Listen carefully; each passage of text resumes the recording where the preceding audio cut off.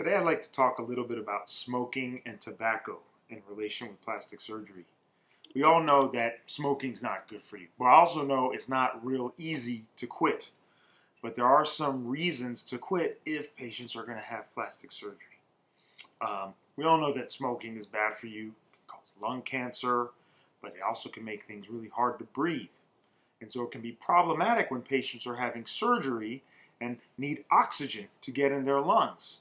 If you have tobacco or tar on the top of your lungs, there's going to be less oxygen getting into your bloodstream and getting to your tissues. And I have had on some surgeries with smokers that we've had to stop the surgery because the patients didn't have adequate oxygenation. And then in addition, it can make healing a bigger problem. There's significantly increased rates of infection and wound healing problems.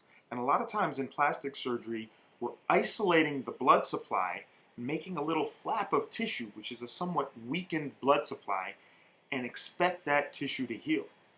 But nicotine and tar in the tobacco cause those blood vessels to constrict. And so there's less oxygen and less nutrients getting to the ends of those flaps to add and to let them heal. So for elective surgeries, especially cosmetic surgeries, we're trying to minimize as much risk as possible. So in general, if I'm doing a surgery that requires that sort of flap, I am not willing to do it on smokers. There are some surgeries that I can still do on smokers, such as liposuction, a breast augmentation. These are surgeries where you're not really creating flaps. The blood supply is still really pretty robust.